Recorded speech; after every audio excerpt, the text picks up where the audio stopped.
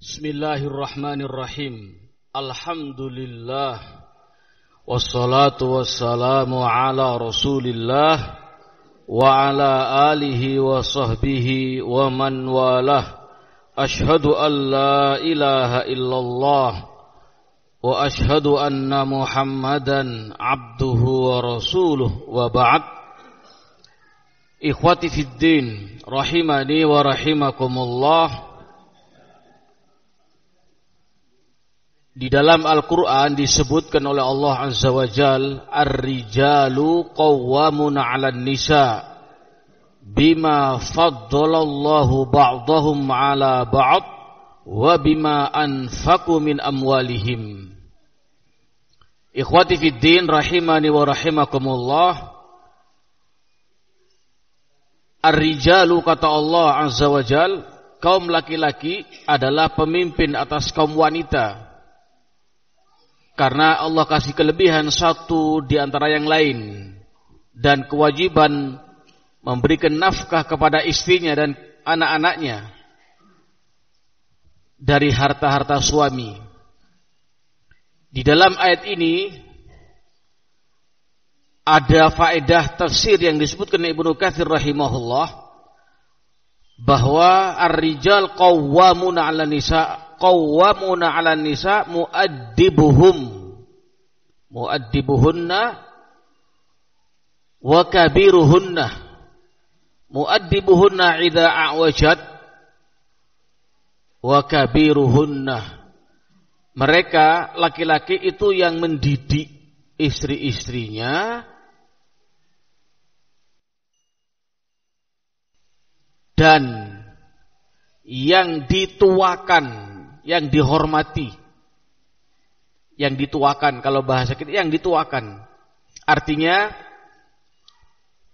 di samping sang suami itu sebagai pendidik sang istri dan anak-anaknya tentunya, juga dia memiliki posisi sebagai yang dituakan di rumah tangga tersebut. Walaupun misalnya istri lebih tua, tetap namanya istri, namanya suami adalah kabiruha. Ikhwati fid din, rahimani wa rahimakumullah. Tentu ketika dua sejoli laki wanita menikah karena Allah, maka mereka adalah sosok yang akan dicontoh dan ditiru, diikuti oleh anak-anaknya. Kalaulah seorang suami itu menjadi idaman laki-laki seorang wanita, itu wadah. Artinya jelas sang istri memilih laki-laki calon suami yang baik, yang soleh. Itu idaman. Karena wanita yang solihah, sebagaimana suami yang solihah, yang soleh juga menginginkan sama yang diinginkan oleh sang suami. Suami ingin istri yang solihah, si istri ingin suami yang soleh. Makna soleh, makna solihah adalah ketika tunduk kepada Allah dan Rasulnya. Tatkala suami tunduk kepada Allah dan Rasulnya, dia soleh. Ketika istri tunduk kepada Allah dan Rasulnya, dia solihah. Hanya saja di dalam kehidupan rumah tangga memiliki tugas yang berbeda di satu sisi. Di sisi yang lain adalah bersama-sama berta'awun, bersinergi. Apa hak dan kewajiban masing-masing? Ada. Suami punya hak, kewajiban bagi istri untuk mengerjakan dan mengikuti dan menjalani hak tersebut. Berarti kewajiban istri. Apa kewajiban istri kepada suami? Taat dalam perkara yang baik. Taat dalam perkara yang baik. Itu inti dari hak sang istri. Karena ketika akdun nikah, ketika akad nikah terjadi, antara laki dan wanita berarti tanggung jawab dipindahkan dari orang tua ke suaminya dia. Yang semula sang istri sebelum akad nikah wajib taat kepada kedua orang tuanya, begitu nikah maka sang istri wajib taat pada suaminya karena sudah diserahkan oleh orang tua. Nafkahnya kembali kepada suami, ketaatannya kepada suami, sehingga surga dan nerakanya istri itu di suaminya.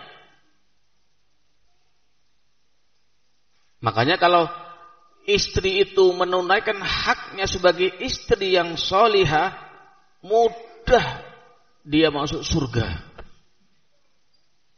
Tanggung jawabnya lebih sedikit, lebih ringan daripada sang suami.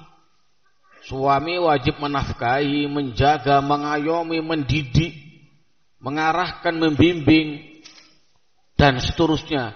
Istri intinya ditaat kepada suami dalam perkara yang ma'ruf. Makanya kata Rasul sallallahu alaihi wasallam, "Idza sholatil mar'a khamsaha wa shamat syahraha wa hasanat farjaha wa ata'at zawjaha qila laha udkhulil jannah min ayyi abwabin syi'at." Jika seorang istri sudah sholat 5 waktu, puasa bulan Ramadan, menjaga kehormatannya, taat kepada suami, sampaikan kepada istri yang seperti itu, silakan masuk surga lewat pintu mana yang diinginkan. Keempat-empatnya bukan masalah yang besar, tapi nilainya besar. Maksudnya apa? Bukan perkara yang berat. Sholat 5 waktu bagi seorang ummahat salafiyah mudah, ringan. Itu kewajiban. Dididik sejak usia dini tentang hukum sholat itu wajib fardhu ain, sehingga ringan. Apalagi bagi seorang wanita. Nah, puasa bulan Ramadan juga sama, itu rukun Islam. Artinya dari awal dia belajar sudah diajarkan tentang kewajiban puasa. Mudah dan ringan menjalankan, bahkan senang sebagian mereka. Apalagi menjaga kehormatan. Sejak kecil sudah dipakai niqab, cadar. Sudah menutupi seluruh tubuhnya. Untuk menjaga kehormatan mudah, ringan. Apalagi taat suami. Nah, apanya yang berat? Suami anti itu tidak akan membebani anti di luar kemampuan. Karena suami anti ahlus sunnah. Diperintah pun perintah yang baik, tidak akan perintah maksiat. Karena dia salafi, dia ahlus sunnah. Kalau terjadi, ya jangan ditaati. Apanya? Nggak ada yang sulit, nggak ada yang berat, nggak ada. Ringan. Yang seperti itu kata Rasulullah, silakan masuk surga lewat pintu yang diinginkan. Ikhwati fiddin rahimani wa rahimakumullah. Kewajiban suami kepada istri pun juga lumayan berat. Tadi dibilang nafkah, mendidik, melindungi, mengayomi, memberikan sandang pangan, dan seterusnya. Maka ikhwati fiddin rahimani wa rahimakumullah, ketika ada 2 suami istri yang suaminya soleh, istrinya soleh, berarti kebahagiaan rumah tangga itu terjadi pada mereka berdua. Tinggal sekarang masalah berikutnya, yaitu ketika dikaruniai oleh Allah anak. Ini inti pembahasan pada siang ini. Nah, perlu diketahui bahwa masalah yang sering muncul di sebuah rumah tangga tatkala dikarunia anak adalah masalah pendidikan anak-anaknya. bagi orang tua yang betul-betul salafi ahlus sunnah soleh solihah, jelas memilih tarbiyah pendidikan yang syar'i, yang syar'i. Bahkan ketika mereka sadar bahwa itu adalah anak-anak mereka akan dimintai pertanggungjawaban kelak di hadapan Allah, dia akan lebih semangat untuk mendidik anak-anaknya kepada hal-hal yang baik dan mulia, bekerja sama dengan baik dengan suami istri. Karena kesolihan kedua orang tua itu pengaruh besar terhadap kesolihan anaknya. Naam.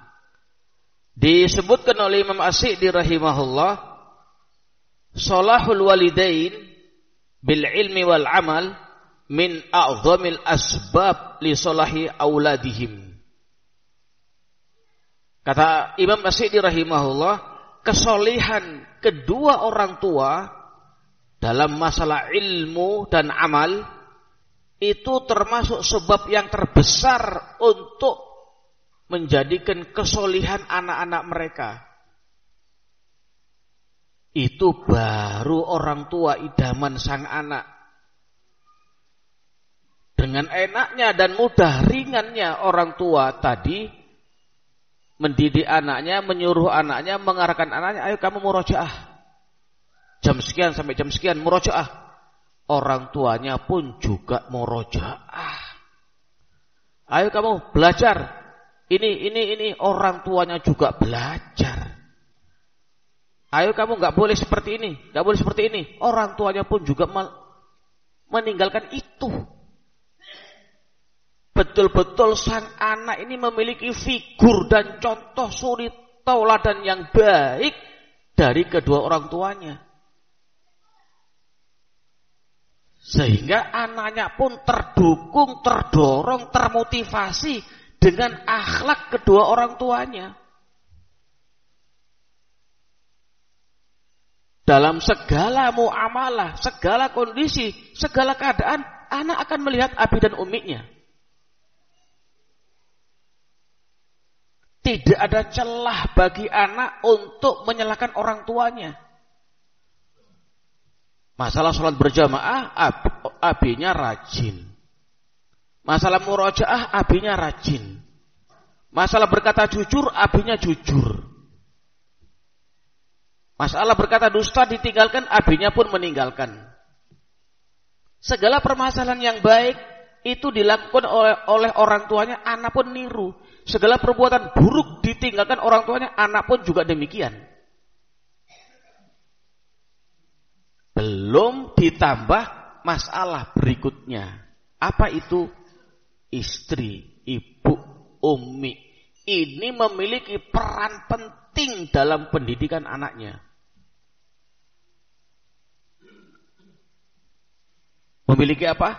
Peran penting untuk tarbiyatul abna'i wal banat adalah ummahatuhunna. Di dalam syariat tidak boleh wanita jadi pemimpin negara, RT, RW dan seterusnya, enggak boleh. Tidak akan beruntung suatu kaum yang dipimpin wanita. Bahkan dalam rumah tangga secara utuh, itu pun tidak boleh wanita jadi pemimpin. Tidak boleh. Rumah tangga, ada suami, ada istri, ada anak, istrinya yang memimpin rumah tangga. Tidak boleh. Tapi di dalam rumah suaminya, itu diperbolehkan secara syar'i. Apa itu? Rasul menyebutkan dalam potongan hadis yang sahih, wal mar'atu ra'iyatun fi baiti zawjiha wa hiya mas'ulatun an ra'iyatiha. Seorang istri pemimpin di rumah suaminya, bukan rumah tangganya, di rumah suaminya, dan dia akan dimintai pertanggungjawaban di hadapan Allah akan kepemimpinan di rumah suaminya. Apa maknanya? Istri wajib taat kepada suami dalam perkara yang baik. Istri wajib berkhidmah kepada suaminya. Istri wajib menjaga kehormatan suaminya. Istri wajib menjaga harta suaminya. Istri wajib menjaga kehormatan dirinya. Istri wajib mengkondisikan rumahnya. Istri wajib mendidik anak-anaknya. Makanya sosok figur orang tua yang soleh dan solehah itu betul-betul idaman seluruh abna wal banat. Ketika itu terjadi dalam sebuah rumah tangga, sejuknya, bahagianya, tentramnya, istri menjalankan hak-hak suaminya, suami menjalankan hak-hak istrinya, orang tuanya memenuhi, menjalankan hak-hak anaknya. Anaknya menjalankan hak-hak kedua orang tuanya. Diajari, dibimbing, diarahkan. Sehingga terjadilah suatu komunitas rumah tangga yang sakinah, yang betul-betul bahagia, tentram, sejuk, bahagia. Kita gak bisa bayangkan betapa nikmat dan betapa beruntungnya sebuah rumah tangga yang dikaruniai anak 8 misalnya. Laki dan perempuan di situ. Semua anaknya dididik oleh orang tuanya ini menjadi anak yang solih solihah. Orang tuanya pun juga demikian.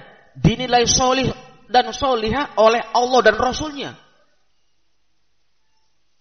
Coba. Nah, jangankan itu ya ikhwan. Jangankan ini tadi gambaran, itu kan gambaran yang ideal. Yang ideal anaknya semua solih solihah, orang tuanya solih solihah. Itu kan terbaiknya. Ada salah seorang rumah tangga yang kita dengar, itu anak-anaknya ketika liburan, abi dan umiknya tidak diperbolehkan masak dan cuci baju dan membersihkan rumahnya. Semua dikerjakan anaknya. Seperti itu sudah bahagianya nemen orang tua ini. Alhamdulillah, anak-anak liburan masak, nyuci baju, ngepel rumah, semua ditangani anak-anakku, kata dia. Itu saja sudah Allahumma barik. Lah kef kalau semuanya soleh. Sudah orang tuanya soleh, uminya soleh, meninggal kedua-duanya, anaknya yang soleh solihah mendoakan kepada orang tuanya, nggak ada khilaf, itu nyampe.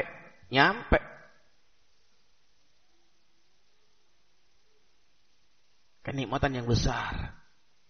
Kapan saatnya, kapan waktunya untuk menerapkan, untuk mendapatkan itu? Sekarang. Sekarang waktunya. Kita hidup ini harus bersinergi. Naam. Berkata As-Sidi rahimahullah, kata beliau, tadi disebutkan kan, solahul walidain bil ilm wal amal min a'zamil asbab li solhi auladihim. Syekh Utsaimin rahimahullah menyatakan, min barakatis solah fil aba an yahfadullahal abna'a. Termasuk keberkahan, kesolihan orang tua, Allah menjaga anak-anaknya. Termasuk keberkahan, kesolihan kedua orang tua ialah dengan cara Allah menjaga anak-anaknya. Jadi kesolehan kedua orang tua itu berpengaruh besar kepada anak-anaknya. Nah sekarang misalnya, na'udzubillah, misalnya di depan anak-anaknya sibuk main HP orang tuanya. Sibuk main HP ya, kalau yang disibukkan itu masalah ilmiah. Artinya buat ngajar, buat murojaah, labas lah, wong itu ilmu, jelas-jelas ilmunya. Ini bab lain yang enggak ada faedahnya, bahkan mudarat di depan anaknya. Terus menginginkan anaknya enggak main HP. Ketika dilarang, kira-kira anak ngomong apa? Ya walad, jangan main HP. Lah abi? Ayo mau bilang apa? Mau bilang apa? Ayo berjamaah jangan telat. Abi, aku sering lihat telat. Mau bilang apa? Nah, Ustaz, itu kan anak durhaka. Jangan bilang anak durhaka dulu. Dibahas. Kenapa anak sampai ngomong demikian? Itu dibahas. Dijawab. Ditelusuri. Kok sampai anak berani ngomong demikian itu kenapa? Anu apa? Ya karena anu apa? Itu karena antum yang mencontohkan dia. Itu anunya. Nah, oleh karena itu maka ikhwati fiddin rahimani wa rahimakumullah, ketika ada sesuatu yang tidak baik kepada anak, jangan langsung disalahkan anaknya. Kita koreksi dulu orang tua. Apa kesalahan kita? Itu dulu. Jangan semua diburukkan kepada anaknya. Seperti tadi yang saya sebutkan bahwa mayoritas kerusakan anak sebab orang tuanya. Makanya kalau kita boleh mengklasifikasi dan menganalisa orang tua terhadap anak sekarang, anak-anak yang di madrasah atau di ma'had, ada 4 tingkatan. Tingkatan pertama ini terbaik. Mereka orang tua ini betul-betul mengawal dari awal sampai lulus dewasa, bisa berdakwah, dikawal dari awal, mulai TK, kerjasama antara umi dan abinya terus dimurojaai, kemudian murojaah terus dilihat, dipantau, dikawal, dinasihat, diarahkan. Itu satu sisi, mengawal dari awal, murojaah, dipantau, dikontrol, pergaulan yang baik terus, kemudian terus sampai selesai bab KBM, bab akhlak non KBM sekarang, dipantau, dinasihati, diarahkan terus sampai selesai. Ketiga, bersinergi dengan pihak madrasah dan atau ma'had. Jadi orang tua ini ketika dibanin, misalnya anaknya banin, datang ke wali kelasnya, ke mudarisnya, Kef, anak-anak apa kekurangannya, apa kesalahannya, apa yang perlu dibenahi. Oh iya, anak antum kadang-kadang teriak-teriak nggak ada gunanya. Oh iya, jazakallah khair. Ulang, nah, awas ya, jangan diulang teriak-teriak tidak ada gunanya. Abi kok tahu? Nggak usah tanya Abi kok tahu. Yang penting kamu manut, taat dulu. Jangan diulang, ya. Nanti kalau ulang ada hukumannya. Jalan. Terus lagi minggu depan atau 2 minggu lagi tanya lagi ke mudarisnya. Afwan Ustaz, apa lagi? Ah ya itu, kok hukumnya nggak diisi sama orang tuanya? Loh, sudah Ustaz. Iya tak iya? Kok enggak ada? Oh iya, anak pakai pensil.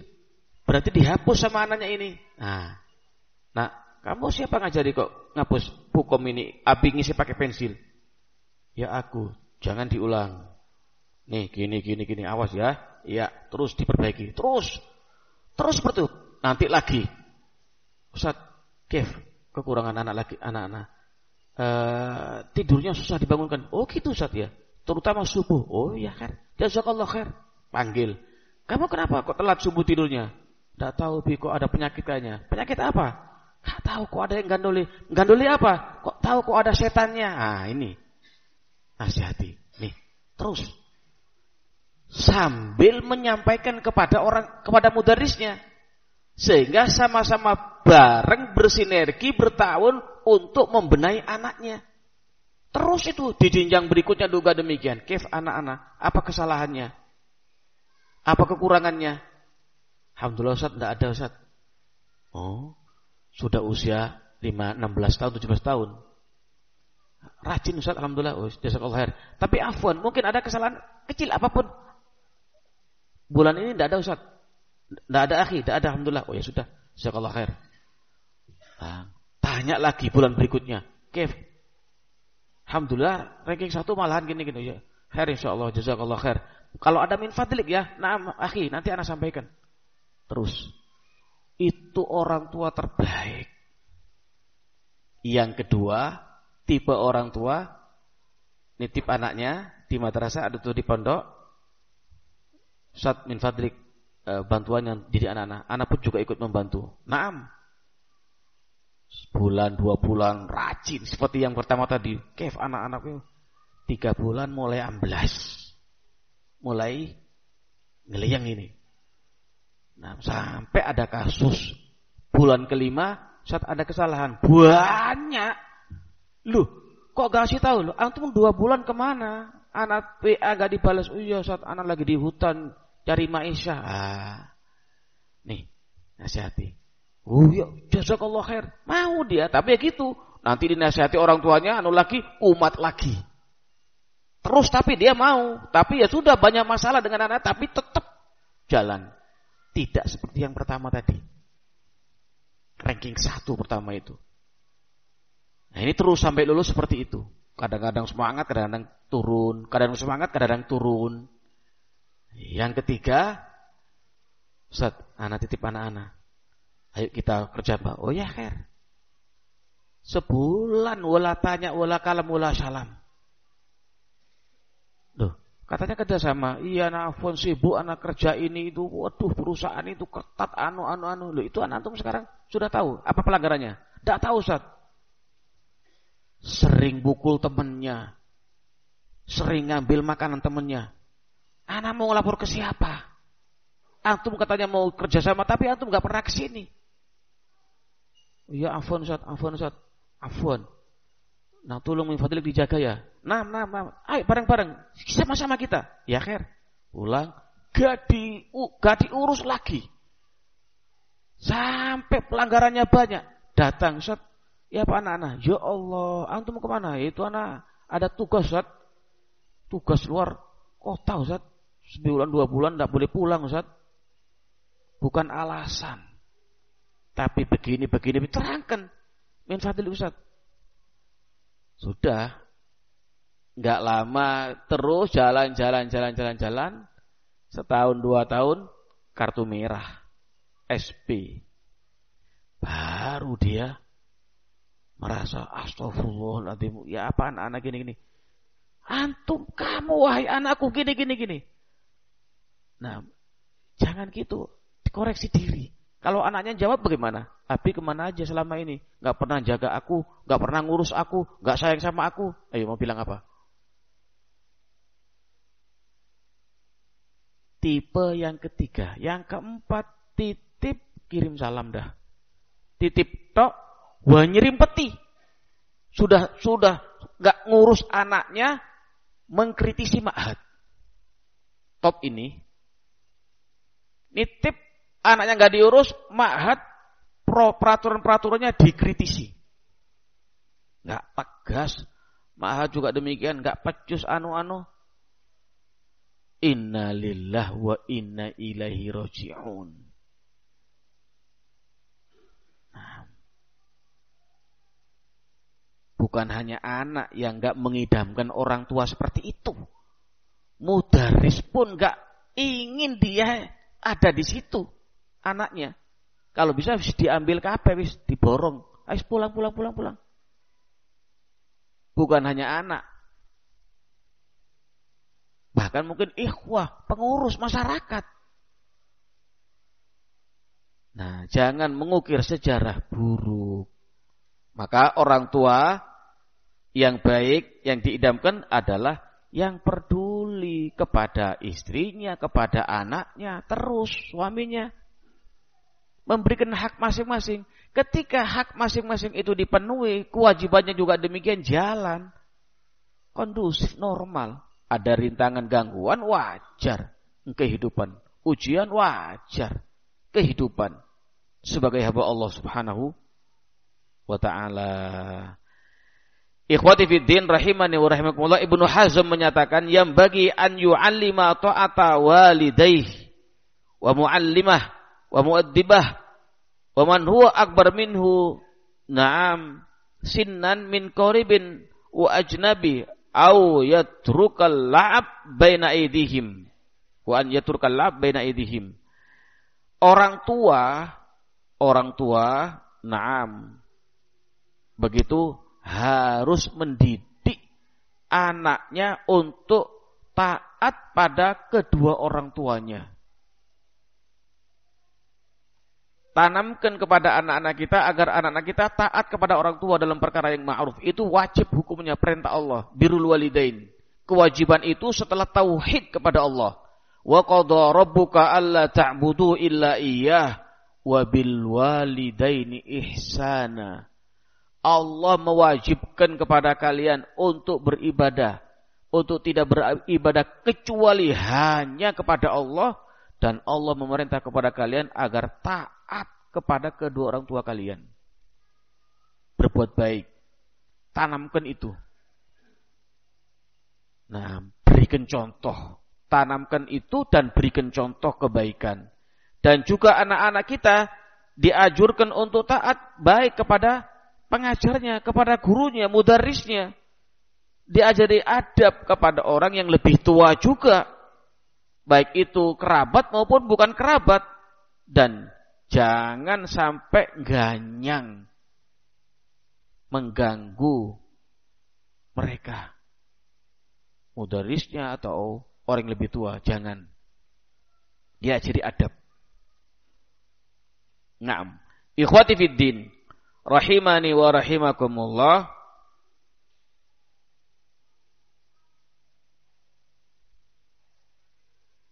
Hal yang penting pula bagi kita, naam, ketika Allah Azza wa Jalla menyebutkan dalam ayat Al-Quran, ya ayyuhalladzina amanu qu anfusakum wa ahlikum naro.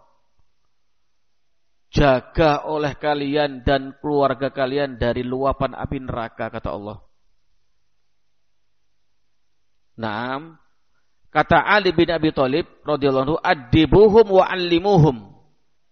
Ajari adab yang baik dan ajari ilmu. Orang tua yang diidamkan anak-anaknya adalah yang selalu memberikan pengarahan dan nasihat dan bimbingan dan contoh. Sehingga anak ini merasa diperhatikan. Nah, bimbingan, arahan, contoh yang baik.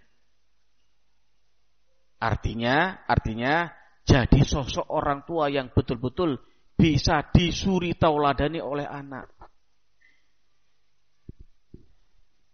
Ini akan membekas sampai dewasa. Ayahku enggak ngajari gini kepada aku. Enggak mau. Walaupun dirayu oleh teman-temannya. Ayahku, umiku memerintahkan aku untuk seperti ini. Itu langsung, itu tertanam. Anak enggak berani. Enggak, itu enggak apa-apa gini-gini. Enggak. Afwan, anak. Enggak pernah diajari gitu oleh abi dan umiku. Yang baik-baik untuk dikerjakan, yang buruk ditinggalkan. Nah, ikhwati fiddin rahimani wa rahimakumullah. Oleh karena itu, maka kita perlu apa? Perlu banyak menuntut ilmu sebagai orang tua. Untuk dipakai, diamalkan oleh kita dan untuk diterapkan ke anak-anak kita. Disampaikan ilmu tersebut. Makanya tadi disebutkan kan, kesolehan kedua orang tua itu sebab terbesar kesolehan anak-anaknya. Nah, terkadang kita ya, qadarullah takdir ya, mendengar, melihat anaknya Masya Allah, rajin, Allahumma barik, di usia SD dan sebagainya, giliran minta murojaah ke orang tuanya atau tahsin, orang tuanya nggak sanggup karena belum belajar tajwid. Demikian pula ketika Durusulullah, B, ini apa maknanya? Yang mana anak? Hadhihi sayyaratun. Hadhihi sayyaratun. Apa artinya, B?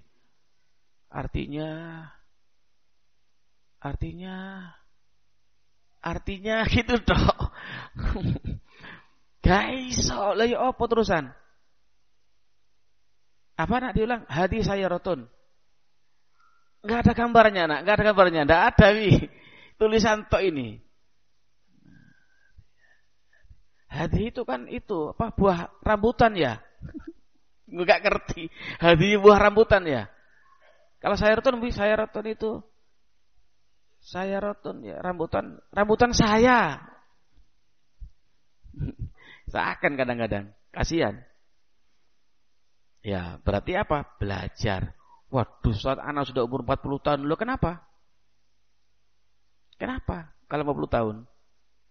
Ayo. Jawab, kalau enggak nanti kita sampaikan aqwal a'immah dan praktek para ulama salaf. Banyak dari mereka yang mulai umur 30, 40 tahun, kemudian pulang 60 tahun baru nikah dan banyak keturunan. Dalam thalabul ilm. Enggak ada batas usia, enggak ada. Makanya di beberapa tempat ada istilah, mana yang punya tadi? Enggak di sini kan? Makanya ada istilah sekarang ini aba mengaji. Aba mengaji. Yang usia 50-an tahun ke atas ngaji, rajin. Rajin, dapat ilmu, dapat. Antum tahu seperti itu hikmahnya untuk anak besar. Senang anaknya, abiku ngaji. Sekalipun tertata-tata tadi itu. Rajin ngaji. Ada salah seorang, waktu itu usianya sekitar 45 tahun. 7 tahun belajar rajin, bisa baca kitab. Bisa. Allahumma barik. 7 tahun rajin dia. Bisa. Sekarang sudah 65-an mungkin sekarang. Bisa baca kitab. Allahumma barik. Nah, kenapa tidak gitu? Dicoba terus. Nah, barakallahu fikum. Ikhwati fiddin rahimani wa rahimakumullah. Kata Hasan Al-Basri rahimahullah, muruhum bi ta'atillah wa 'allimuhumul khair. Ku anfusakum wa ahlikum naro, kata Hasan Al-Basri, perintah mereka untuk selalu taat kepada Allah dan ajari mereka kebaikan. Ajari mereka apa? Kebaikan. Jadi orang tua wibawa. Nah, wibawa.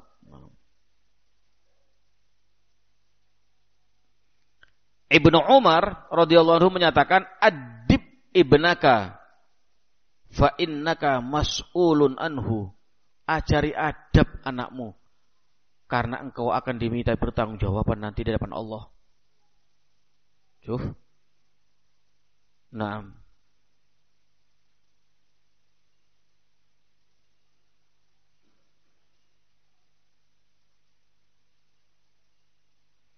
Kata Ibnu Sirin rahimahullah, Muhammad bin Sirin rahimahullah, kanu yakulun.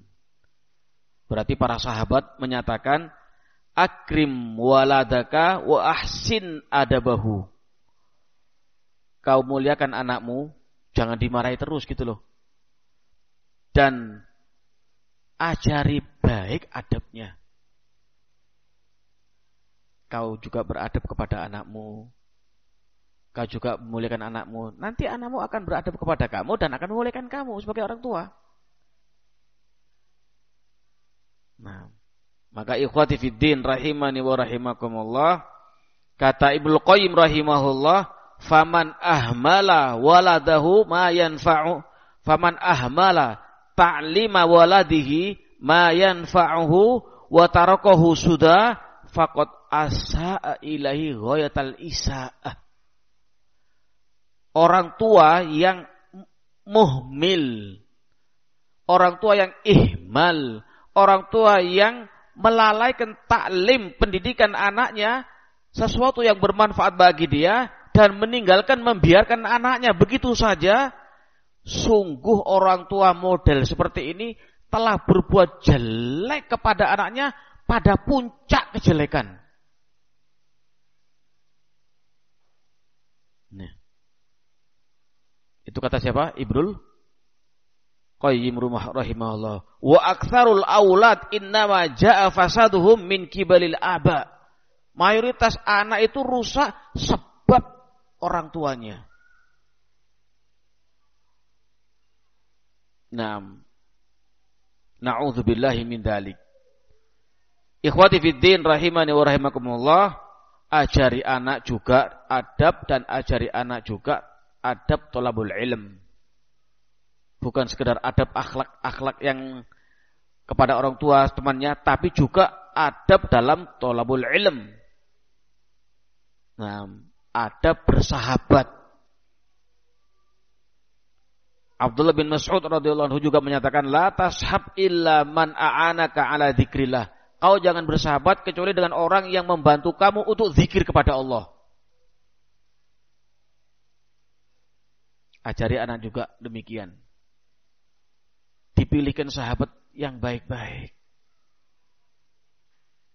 Nah, Malik bin Dinar rahimahullah menyatakan, kullu jalisin la tastafidu minhu khairan fajtanibhu. Semua majelis yang kau enggak bisa mengambil faedah ilmiah di situ, tinggalkan. Tinggalkan. Nah,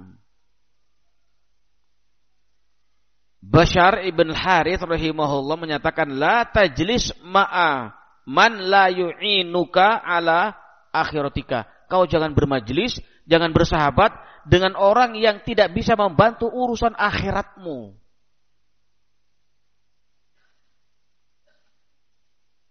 Naam. Ikhwati fid din rahimani wa rahimakumullah, masalahnya masalah tanggung jawab di depan Allah Subhanahu wa taala.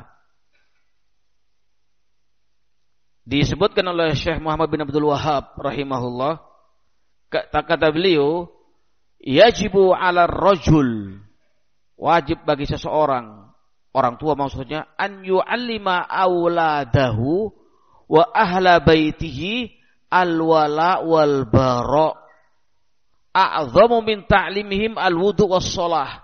Wajib bagi seorang suami untuk mengajari anak-anaknya dan istrinya al-wala wal bara yang benar.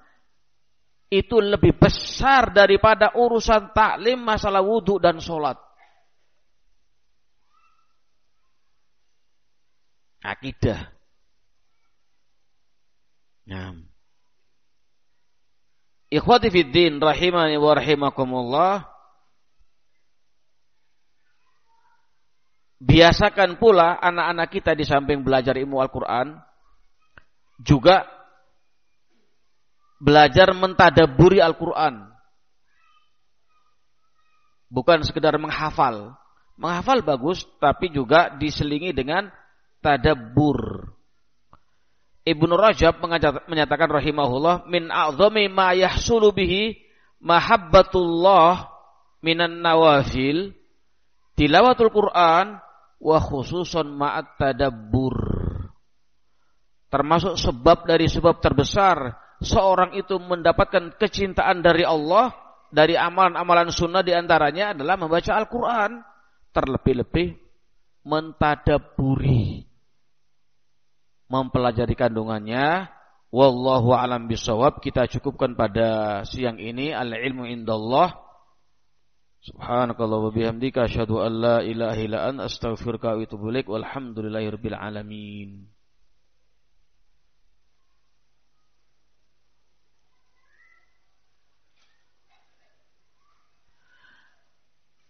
Bismillah, manakah yang lebih utama bagi anak mengajak taklim saat ba'da maghrib ataukah anak-anak belajar di rumah bersama umiknya? Nah, yang perlu diketahui, anak ini kan ada usianya. Kalau anak ini istilahnya masih usia pembelajaran ke masjid, tanpa mengurangi mempelajari anak ke masjid, maka di waktu-waktu itu dia belajar sama umiknya tanpa meninggalkan belajar ke masjid. Jika anak-anak itu masih kecil. Tapi jika sudah agak besar, maka dijamak kedua-duanya. Yaitu datang ke masjid, diantarkan pulang. Nah, setelah sholat maghrib baru lanjut. Jadi jamak mengajak ke masjid, mendidik masjid juga ada. Kemudian taklim merojaah di rumahnya juga ada. Di usia-usia memang yang sudah misalnya 8 tahun ke atas lah.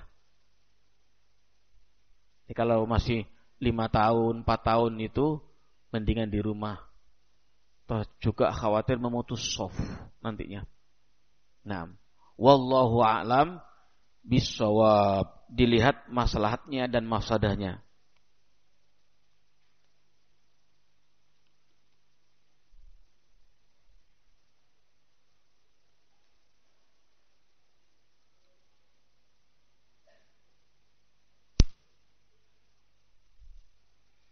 Anak nggak bisa baca, nggak kelihatan karena pakai pensil. Baik, kita cukupkan. Nah, mungkin ada lagi. Nah, kalau untuk majukan,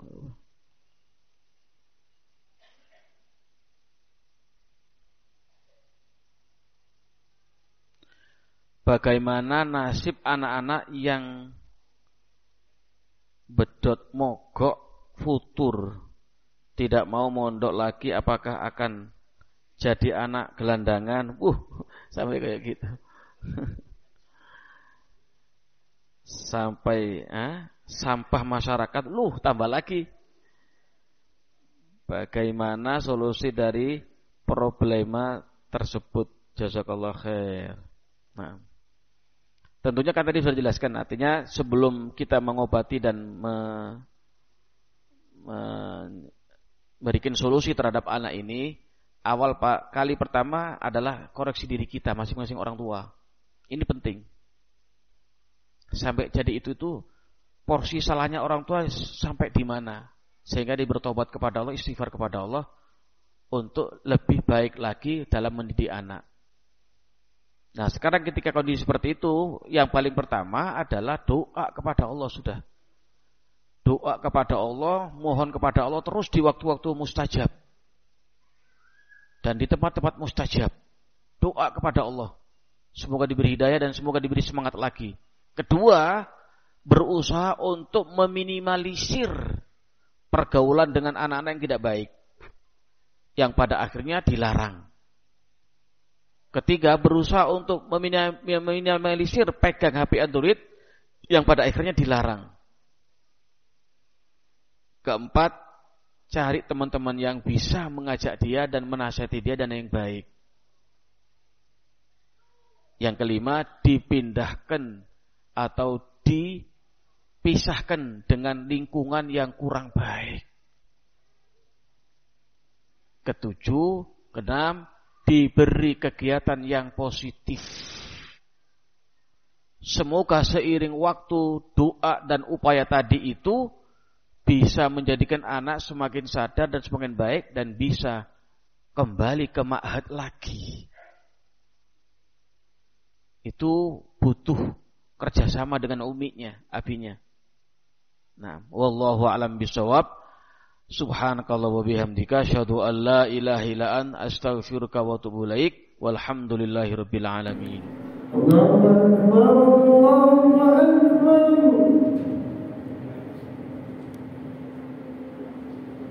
Allahu akbar.